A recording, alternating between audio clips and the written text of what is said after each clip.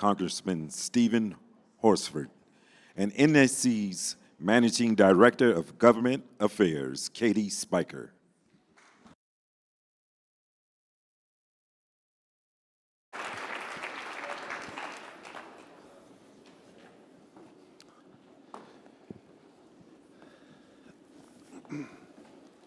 All right, everyone, welcome to almost the end of our plenary sessions here. And if I have the opinion that I get to share now because they turned my mic on, last but not least, Congressman Horsford, thank you so much for being here. I'm going to offer a little bit of an introduction to folks that may not have been following you or working with you as closely. So one of the amazing things that I'm excited both to learn from and to talk to you about is your experience with the culinary workers. I was looking through some of the pieces that I've heard you talk about before, an 80% completion placement rate in an industry that is continuing to evolve and change. You also are the former chair of the Congressional Black Caucus and have been leading a conversation around tax credits for businesses that help support worker training costs, which, unplanted by me, came up in our last plenary. Make sure your member of Congress is signed on. Yeah. Congress has a lot on their plate right now. We've been talking in this conversation a little bit about reconciliation, the debt limit, annual funding. Where among all of that do you see an opportunity for workforce skills policy? Well, first, it's great to be here. It's great to be back for the Skills Summit. And I know there's some Nevada people out in the crowd. Great to see you. Thanks for being here as well. Look, everywhere, that's where workforce should be discussed, everywhere. In every conversation, there's not one issue that really matters to the future of our country that shouldn't center the needs of improving the skills, the education, the training of American workers. If the administration claims to want to bring back U.S. manufacturing, then it should center workforce at the core of that. That has not been a part of the debate, and that is one of the areas that I've been trying to push for more focus on. Even on the issues of infrastructure and the climate provisions in the Inflation Reduction Act. Unfortunately, when it passed the House, we included funding for workforce development and training and apprenticeship. Unfortunately, my Senate colleagues, even Senate Democrats, a couple of them, voted to take it out. And this is why I don't even care what party you belong to. If you care about America, if you care about workers, then you should be talking about workforce development in every room, in every conversation, because it's more important now than ever. I think you'll get a lot of agreement in this room. So going back to Nevada and what you're hearing from folks there especially, when you talk to businesses and workers, what are you hearing about some of the challenges that they're facing now?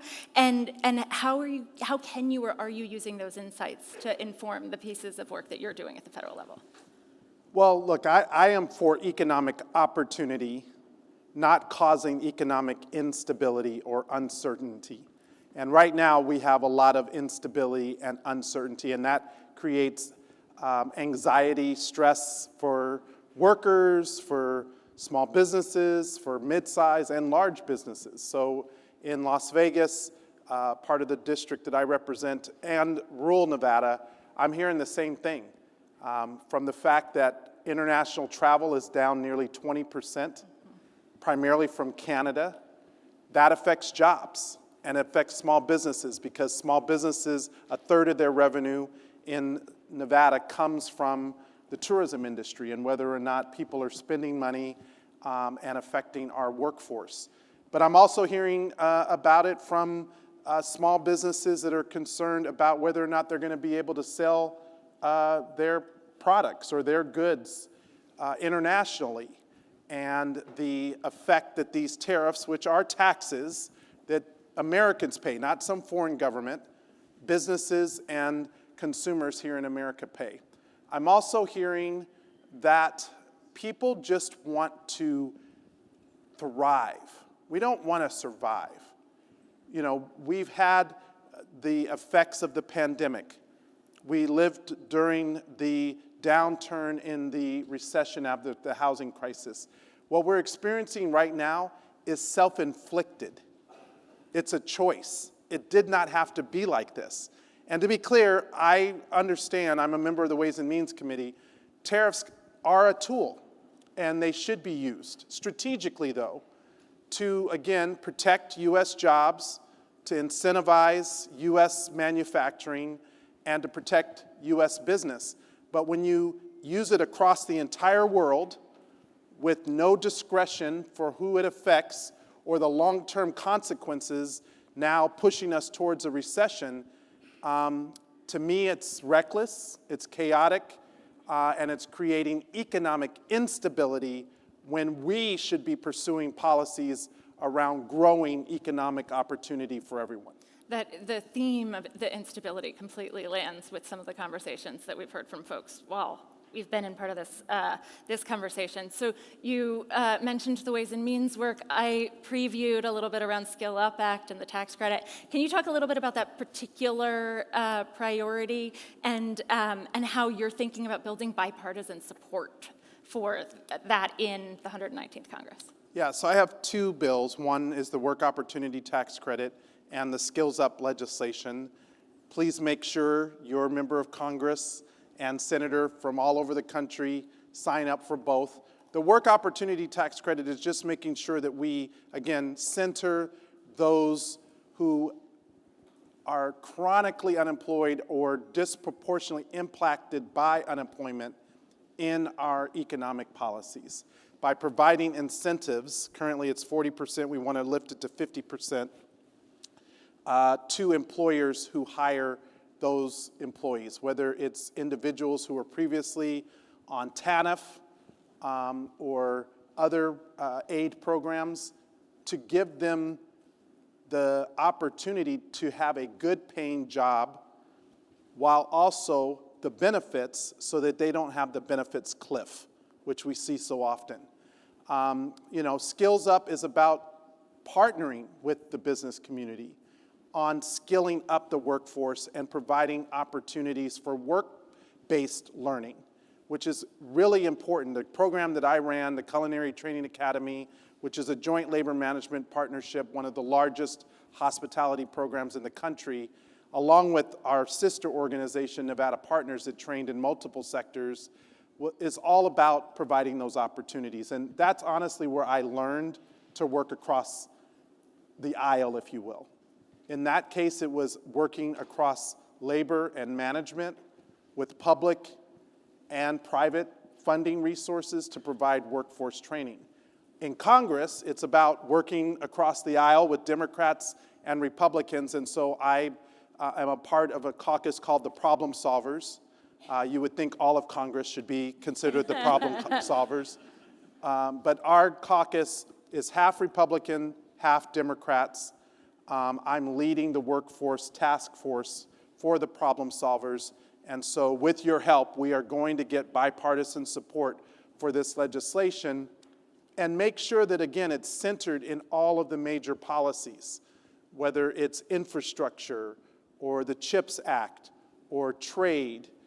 All of these areas need to focus on strategies that lift up workers, provide opportunity, meet the workforce shortages that we are seeing in some of the most high demand industries across this country, and to continue to prioritize the U.S. economy and lifting up all workers in the process. And you have been completely committed to that during your entire tenure in Congress. I am remembering now one of the origins of our first conversations around Skill Up Act came when you were creating the opportunity for NSC to talk to Ways and Means about where there was a workforce component of infrastructure and what the jurisdiction could be.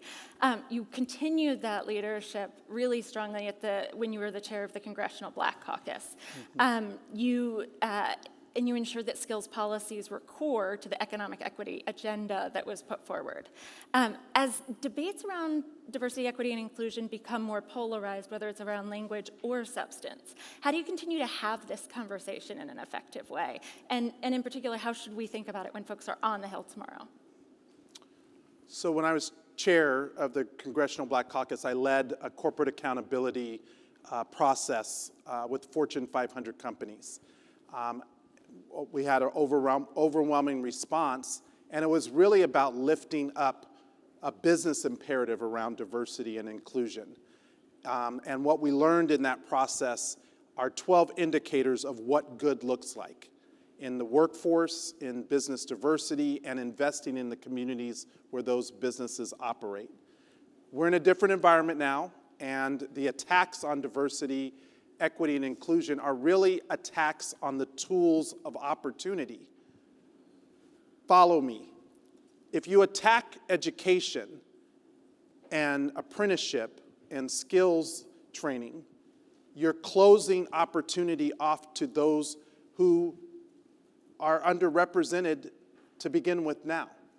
If you take away access to capital for small businesses to start or grow a business, for those who are underrepresented and who have the least ability to get access to capital, you're hurting our opportunity to grow as a country. So when I talk about diversity, equity, and inclusion, DE&I, I'm actually talking about driving economic imperatives. They're not going to define what this means and use it against us. We have to define the terms of the debate and hold everyone accountable. The private sector, the federal government, military, higher education. And we need your voice in this space now more than ever. There are efforts to roll back the progress that was being made and literally attack the tools of opportunity. Well, we are not going back. Let me say this clearly. We live in a multiracial, multi-generational society. That is not changing. It's just going to continue to change demographically. If you are working with a major business or industry, if they care about growing their consumer base and growing their markets, they're going to care about the demographics, and that is their consumers.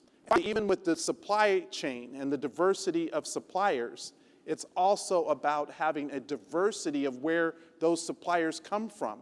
Yeah, we don't want to be so reliant on China or Taiwan. We want to be able to have those suppliers right here in America, but that means investing in things that allow those businesses to grow, and that includes workforce, it includes access to capital, it includes contracts. All of these things help all of us grow and prosper together. Absolutely. One of the things that we hear from business partners, whether it's corporate or folks that are part of the Business Leaders United Network, is around the questions about if we're looking to long-term shifts in automation or economic softening that's happening now. What role do you think there is for Congress to play in this upskilling and reskilling part of the conversation? Yeah, if I could be real for a moment. I get real in committee. Please do. You know, the WTF moments are real. We're about to have one.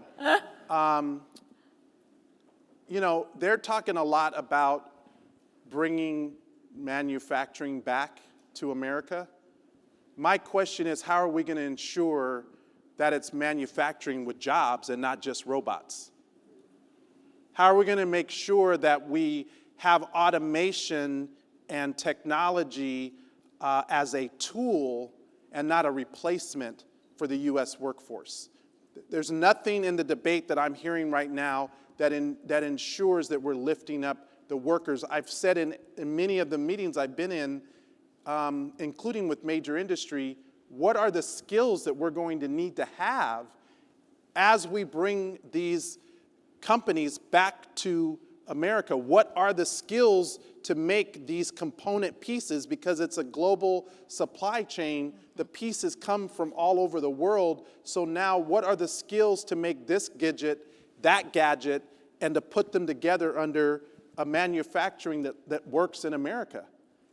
We need to have those discussions, and you all are the experts that will help guide that. And it's going to be regional. It's not all, you're not going to necessarily do that in Las Vegas, but maybe we can do it in the Midwest. Maybe we can do it in places in the belt, in places that have seen the effects of the downturn in the economy, the Rust Belt. So that is where I'm interested in going.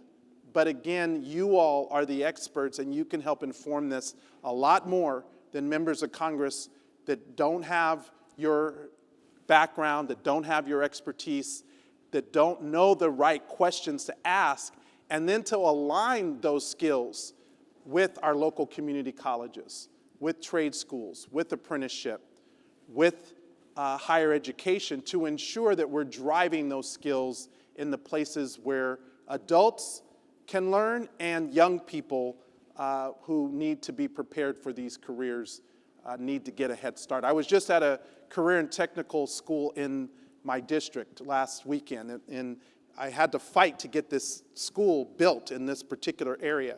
But they're doing stuff around logistics, around high-level mechanics, particularly around computers. And this is the focus that we're going to need in many of our schools, particularly our high schools around the country. Absolutely. That is a perfect summary of the conversations that we've been having here, more eloquently than I could have summed it up. Absolutely. So one kind of overarching question to think a little bit about for the folks in this room who are going up to the Hill. What do you think people should have in mind? What do you think are some of the key messages? What should folks be bringing tomorrow when they go into these Hill meetings? Yeah. Well, look, I for those who are meeting with members directly or staff, it's always important to center the issues back in our districts. We're having national debates, even international debates, but I care about how it affects people in Nevada's 4th. And it affects different parts of my district differently. I cover 50,000 square miles. I have both rural Nevada as well as urban areas. I have Las Vegas and the center of the state where we have lithium mining and agriculture and military installations. And so know your member's district, know the industries that matter in their district, and know what some of the pain points are to achieve the workforce goals in those industries. When I'm talking to farmers, I talk about, what it takes to run a farm and the workers that are needed, and that's probably more about immigration policy, quite frankly. If I'm talking to some of the people that are doing the lithium mining, you can't have electric vehicles without lithium, but unfortunately, lithium mining is a whole lot different than hard rock mining in gold and silver. And so what are the workforce skills that are needed for that type of mining that's different than other forms? Renewables, for example. And so I guess my point is just know the district for the member that you're meeting with, know the major industries, and then tie the skills for those industries and how you can offer solutions to help grow or develop those industries in ways that maybe they hadn't considered. And encourage them to sign on to the Skills Up Act and the Work Opportunities Act and other measures that help lift up workers and provide the skills training that both workers and industry need. Absolutely. Well, if I am doing math, which is just subtracting 1. So I appreciate your advice that for the 534 members of Congress for whom job training programs and working with both labor and business is not in their background, that's an important message that we can bring to them. And I was also going to make a WTF joke, so I'll just go with the fact that WTF, I can't believe the session is already, our time is already up. And I want to thank you for sharing your expertise, for the leadership that you're providing and the inspiration that you're providing to the folks in this room so that there are pieces of legislation and champions that are advancing the issues, regardless of other things happening in the political climate. Well, I'm honored to do it. I come out of workforce and training, 10 years running one of the largest job training programs in Nevada before I came to Congress. This is my passion, and I wish, honestly, I could focus on it even more, but we need your help now more than ever. And so my last words are just to stay encouraged. I know that sometimes the moment can kind of beat us down, but the reality is this may be the moment that opens up more opportunity for us to really tackle some of our most difficult problems and workforce and the future of workforce and the skills that are going to be needed to help position America to truly compete are something that is really relevant in all of the discussions, and your voices, your perspective, your experiences can help inform that. So thank you for everything that you all do every single day. Thank you, Congressman.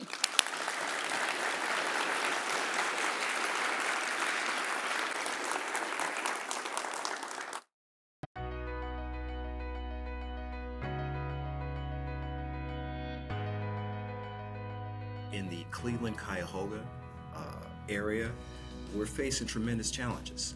All right, these challenges are, limited population growth, demand for more skilled labor. The Workforce Innovation and Opportunities Act is landmark legislation, and it's driving workforce funding, connecting federal, state, and local efforts. Ongoing training is actually helping workers and employers to meet the challenges and demands of today's workforce.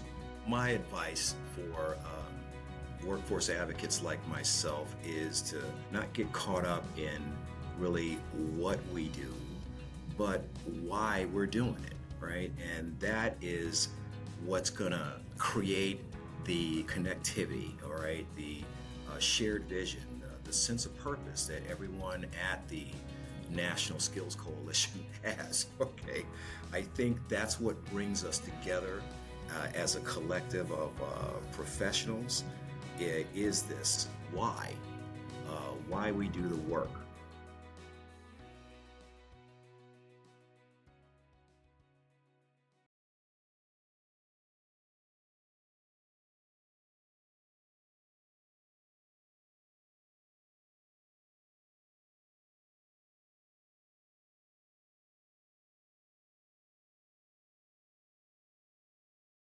Stage. Brooke, you did this. I'll switch sides now. And while our panelists are joining us, I'll introduce you to three incredibly influential, thought-provoking, and really smart folks to talk about some of the issues that the Congressman just raised. So first I am joined to my right by Scott Paul, President of Alliance for American Manufacturing, a partnership formed in 2007 between leading manufacturers and the Steelworkers Union. Next, Harin Carpenter joined us. Contractor. Oh my God. That's a good one. Do Yeah. people do that? Yes, all the time. I probably heard someone else do it. Yeah.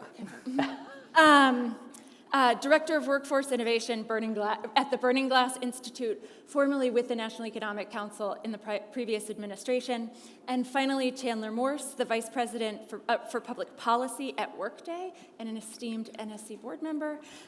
Prior to his time at Workday, he was on the Hill for more than a decade and has lots of insight from those perspectives too. So thank you all for following the Congressman. And I want to dig into, again, some of those issues. Scott, I'd love to start with you for this part of the conversation. The Congressman brought up some of the impacts of tariffs, some of the conversations that he's having with his constituents around it. What impact do the recent trade policy decisions and announcements from the administration have on U.S. manufacturers and workers? Thanks, Katie. It's great to be with you. It's great to be with the Skills Coalition. I think my first interaction with the Skills Coalition was speaking at a Skills Summit just as the Tea Party had disrupted elections in 2010 and had to go up and talk to Capitol Hill in that new environment. And you're still here, so my advice didn't stink, apparently. I don't know how great it was, but at least it wasn't at least it was somewhat effective. But with respect to the tariffs, and the congressman, I think, was a pretty good representation of concerns on Capitol Hill about this. I do this for a living, right? This is kind of like trade policy is my bread and butter, and right now we're in a period of uncertainty and some instability, and part of that is because the policy hasn't been settled. I'm happy to share what I think are going to be the contours of this and why it's going to be important for the work that the Skills Coalition is doing, because a lot of it, as the Congressman indicates, is going to involve elevating and lifting up skills and training, as well as infrastructure, logistics, and innovation. But I think there's a big upside to some of this, and there's a rebalancing that has had pretty detrimental.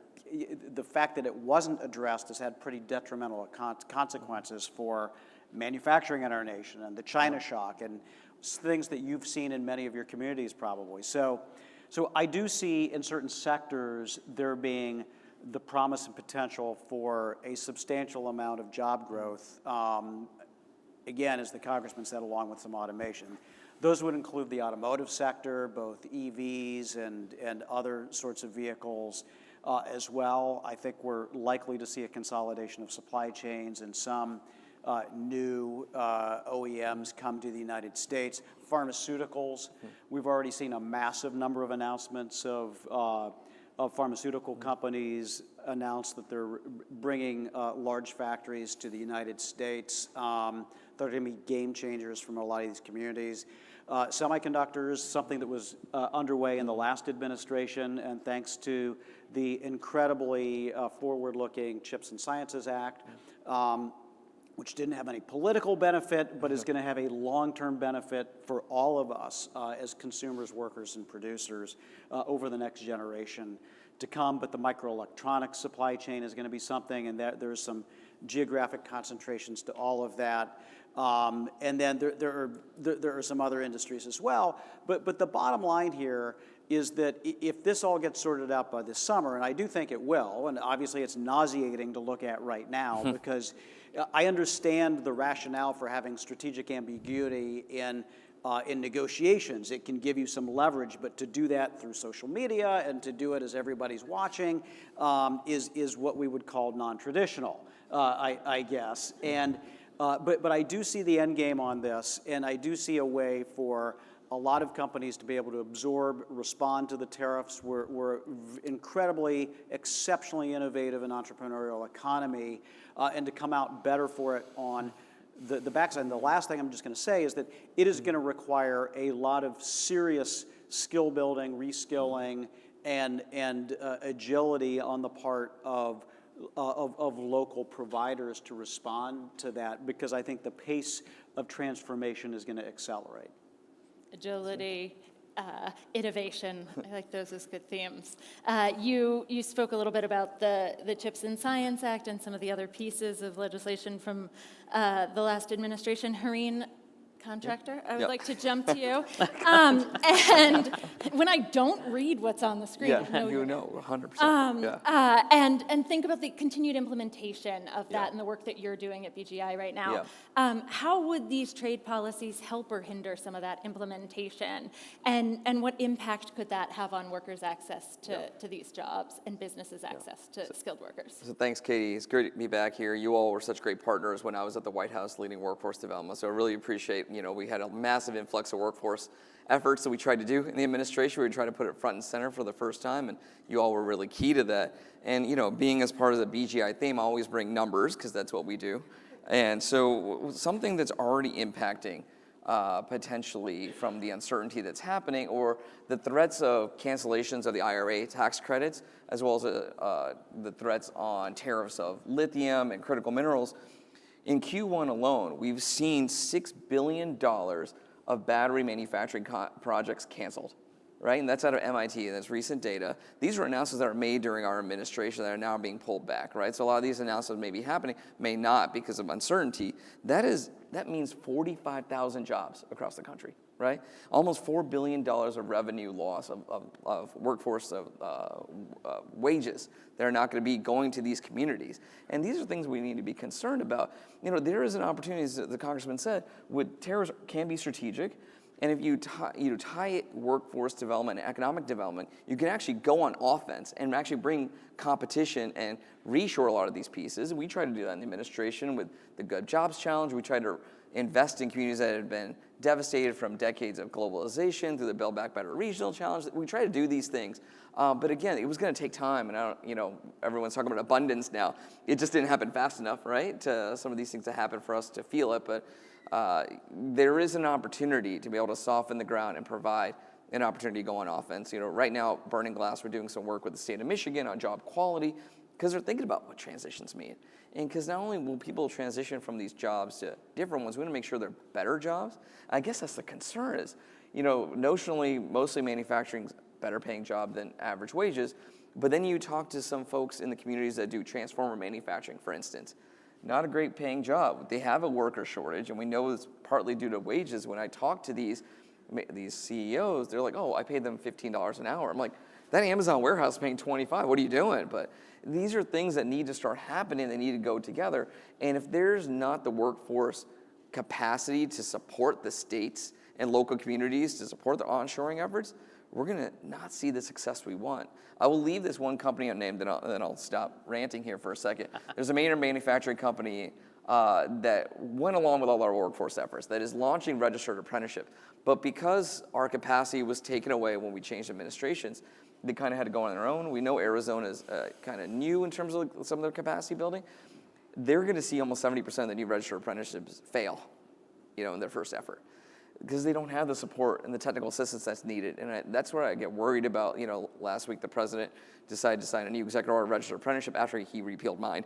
But we can talk about that later. But there's no capacity to actually execute on that. And I think that's what you all can talk about as you're going to the members. You go to these Hill offices that, hey, reshoring is important. We agree with that. But we need to have the capacity to make that happen.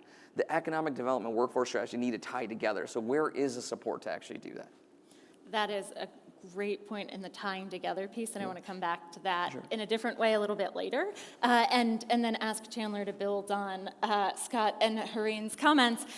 So some of the underlying motivation that we're hearing around the trade policy is reactions to these sweeping changes, whether it's automation, AI, globalization. In your role at Workday, I wonder if you can tell us how should skills advocates be thinking about these issues, and how should we be talking about the changes? I don't know that I have a lot to add. No, I'm just kidding. So Workday, we sit at the sort of crossroads of about 60% of the Fortune 500 use Workday. And so in addition to the recent economic policy changes, what we have started to see is really the AI question moving from kind of like, hey, that's a fun parlor trick toy, to, hey, we think there might be some value there. If I'm honest, I think policymakers and a lot of folks went immediately to the, hey, that scares the hell out of me. Like, I'm not going to touch that with a 10-foot pole. Like, I don't really understand it. To now sort of this like kind of widespread question around what's the ROI? How can I implement it? There's almost an expectation that it be implemented. One thing that we're seeing that's a real sort of signal from noise is the EU AI Act was passed about a year ago. That process started in 2019. Europeans are very deliberative when they head out to pass legislation, unlike our Congress when they actually decide to pass legislation. It takes them a while, but they actually do pass it. And so they started in 2019, they sort of finished right around the same time that ChatGPT came out. And so they're now sort of looking at kind of a recalibration of what they thought the impact of AI would be in their economy and how they can remain competitive, and are starting to think about how to simplify some of those regulations to pave the way for that. I think the biggest thing, and you heard it, I was really pleased to hear the Congressman's comments, because it really is fundamentally, we know from COVID that the economy can turn upside down overnight. I think a lot of folks had that experience personally in their own occupational lives before, but we hadn't had that experience in a while as a nation or as a community or as a globe, where it was like, yeah, one day everyone was working and the next day everyone wasn't. And I think we, like everyone, were sort of watching Anderson Cooper to figure out like who was working, right? Yeah. And who had jobs and what jobs you should go get. Turned out DoorDash driver at that time was like that was like a place you could go, and people did. They flowed to that. If you were a food service worker in-house, you were in a lot of trouble because there was nobody going into restaurants. There was no real source of information for what was actually happening in the US economy at the time. Because many of our economic indicators are quarterly if we're lucky, they're annually if we're unlucky, and they're blunt and they're national. And what I heard him say was repeatedly, what are the skills? What are the skills? So we've seen the COVID experience. Now we're seeing some economic policy changes on the backside of this AI revolution that's coming. And the question isn't, hey, let's go get everyone reskilled. You could pour a lot of money into reskilling right now and still not answer the problem, because even we at the crossroads of the Fortune 500 don't exactly know how this AI transition is going to play out. We're not everyone's still trying to figure out where the ROI is and how to add it to the jobs and what new jobs. We're bullish. We might be more bullish than everyone in this room. I'll just totally be clear with my motives. We think AI can lead to a heck of a lot of opportunity. And will it lead to a heck of a lot of transition? Probably too, right? But we've seen those transitions. No one's writing pen and quill letters anymore. And remarkably, not everyone's out of their job, right? We're all emailing and we're all still at work, emailing probably more than we want to. So the idea that like AI is going to come in and sort of just wreak havoc, I'm not sure that's the right narrative. It is a narrative, and as you go up onto Capitol Hill, that will certainly be a narrative that you will hear in offices. But where we need to get the conversation back to is this question of agility, this question of what skills, and this question of what systems do we have in place? Because the answer is we don't have any. So one thing that we've been working on a lot from the Workday side is we know the importance of clear, clean, thoughtful labor market data. What can it tell you? What can it tell you nationwide? What can it tell you? I know Burning Glass, I'm preaching to the choir for sure. 100%. I know. But you should be able to know in a contemporary society like this, what were the top 10 skills in Detroit last year, right? And I always think about this one. I cut my teeth on immigration with Senator Flake. And we cut our teeth on sort of first generation Americans, first generation, some of them were, first generation labor pool, first job. And so like, I'll be honest, I don't know that I need a systematic tool to tell me what my next couple jobs are, right? Like I'm pretty deep in my career and I'm pretty narrow in my career. Like I'm going to be in DC, I'll tell you that, right? Like chances are. But if you're a first job employee, and you have to go look at shifting to another role because something has happened, I can tell you a bunch of things. One, you're tired. You've worked all day long. Now you got to go home. You got to remember those applying for jobs. You didn't apply for one. You applied to 150 on Monster.com, asking you to advocate for yourself. It's tough. It's tough. And there should be information sources to say, hey, here are some places you should be looking. And that information should be more than anecdote. Yeah, and can I jump in there? What's interesting you brought up is that this notion of not only skills, but like what is in demand. We keep talking about everything right now is about reshoring and manufacturing. That's great, but what is our best case scenario if that happens? Right now it's less than, 50% of the employment in this country gets a 20% best case. The still majority of the jobs are in service sectors. And so what are we gonna do to improve those jobs, make those transitions? At Burning Glass, we're doing a lot of looking at what are the impacts of AI on some of these occupations, but I frontline think about where the retail workers. My mom's a frontline Walmart worker for over 30 years, and whenever I go talk to her co-workers, they're like, hey, what is this impact gonna look like me? What does my upward mobility trajectory look like? And so I think that's what we need to do is maybe look on the offensive again. Like, how can we take some of those skills? We did some of the work in Houston where we're talking about how do retail jobs transition actually to healthcare jobs that are better? Actually, look at the most demand skill for healthcare is customer service. And so that is a good opportunity for someone in retail who has some of those baseline skills to move into that. You don't normally make those connections. But again, if you want to talk about manufacturing semiconductors, one of the most in-demand skills for that is like a nail technician. I think a lot of people have heard that anecdote before, but it's something you don't often make the connection for. But that goes back to the skills. What are the underlying skills that actually help folks make this upward mobile transition? Absolutely. And now at least 3 plenaries in a row, we've launched partnerships right here on the stage in front of folks. Yeah. I want to go back to some of the ways that each of you mentioned in your answers, thinking about the breadth of policy conversations that these issues that workforce is part of, and so just thinking about how can that breadth of what Congress has on their plate, what they could have on their plate, what we expect from the administration, what are those other policy conversations that could be influencing workforce skills and really hitting at the experiences of businesses and workers? Scott, maybe I'll start with you. Yeah, and I'll broaden it out from trade, which will probably satisfy everybody in the audience right now, who's sick of hearing about tariffs. But I do think that this is an area where there's a lot of alignment, perhaps for different reasons, but a lot of alignment and a lot of opportunity.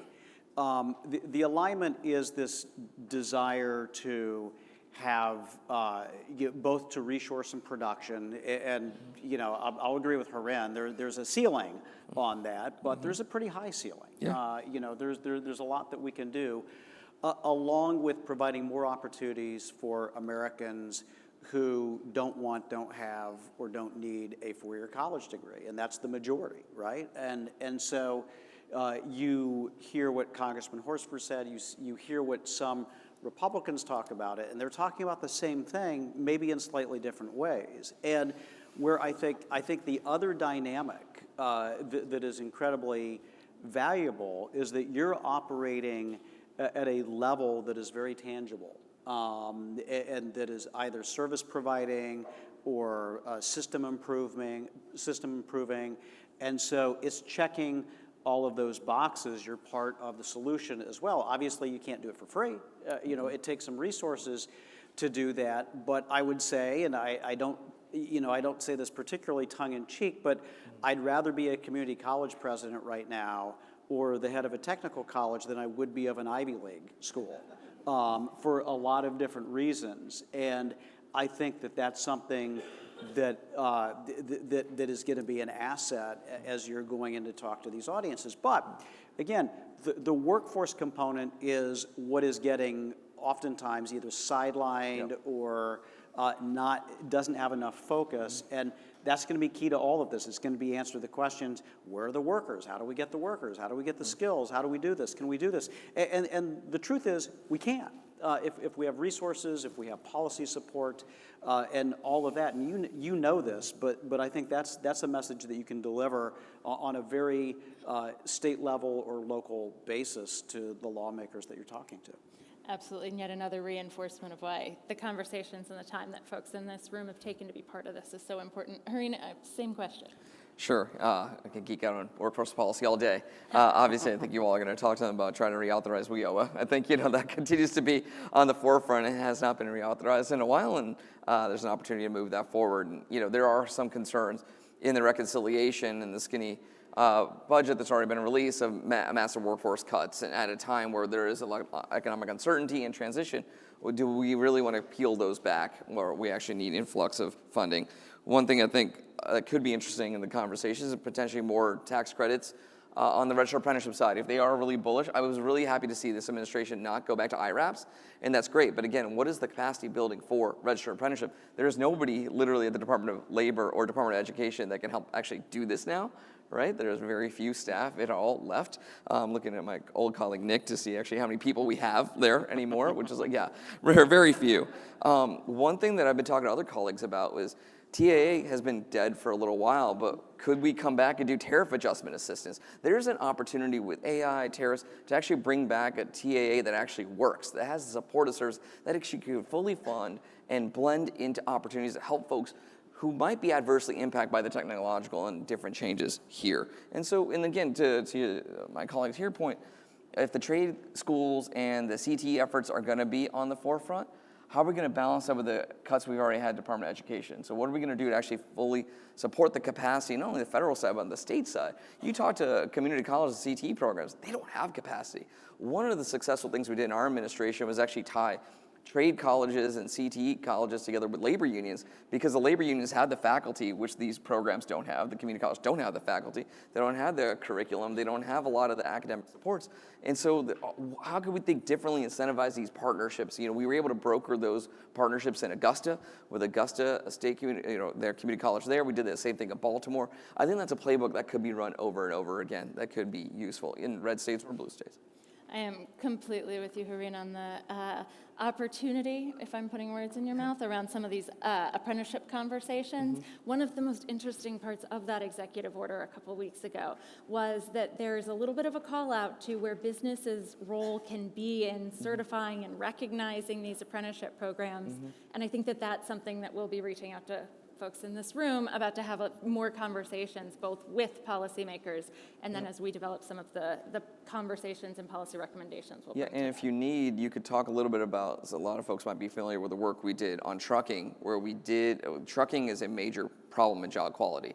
And when we're talking about supply chain shocks, we're facing that right now. A lot of truckers are being unemployed. We've already have a bit of a trucking recession going into this, but we saw the demand for trucking when we first got in office because of the pandemic shock.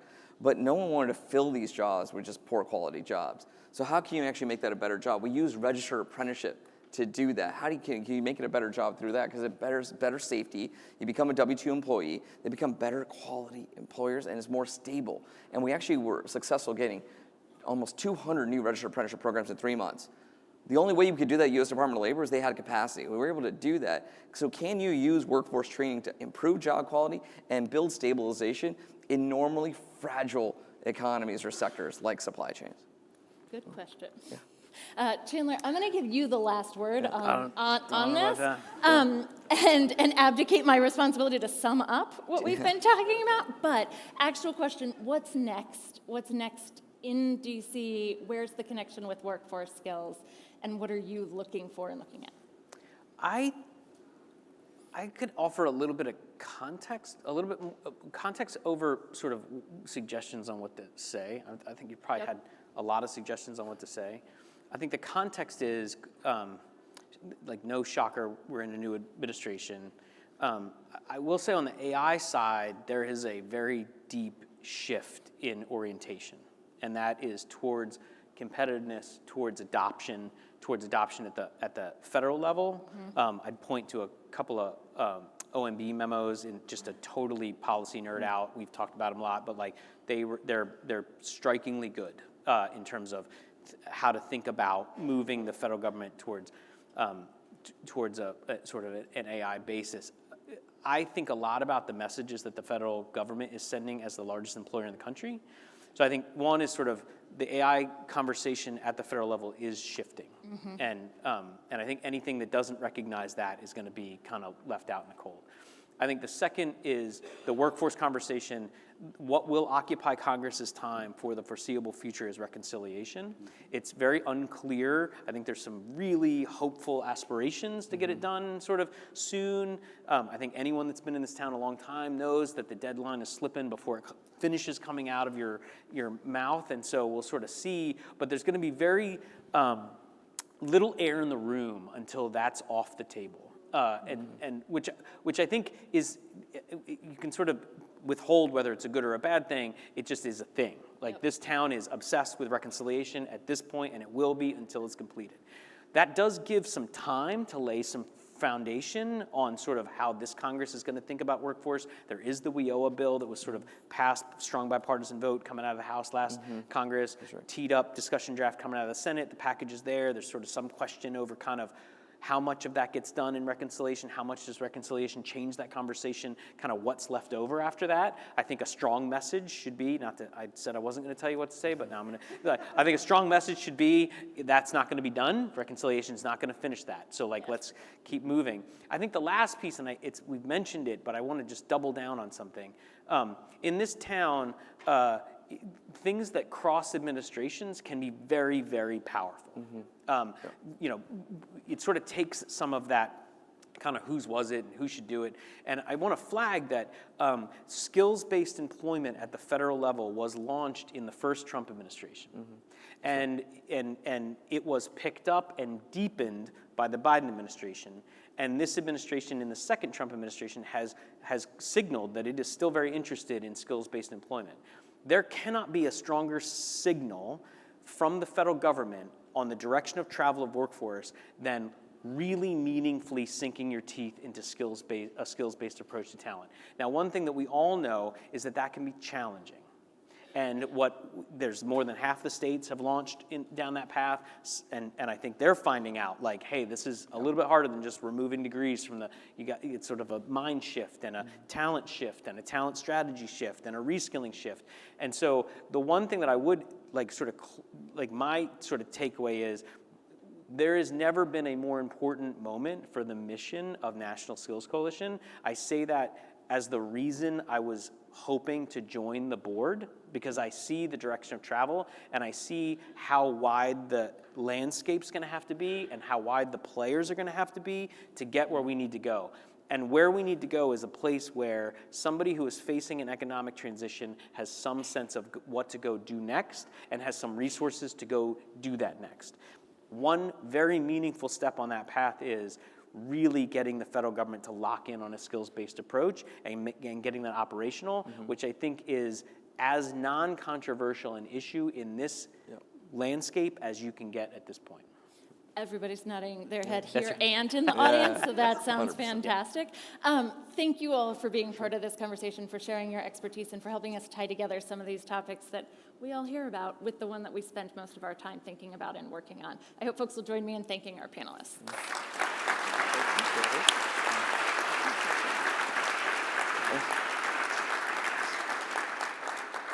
So just to wrap it up, and so folks know what's happening next, we've got a 15-minute break now. We ask that you go on out of the room, have a little bit of a break, then come back in 15 minutes to hear from additional folks, from Megan, Caroline, Nikisha, who are going to share some of their insights and guidance on the meetings you'll have tomorrow, and help and give you all space to organize and have those conversations as delegations. So 15 minutes, then meet us back here.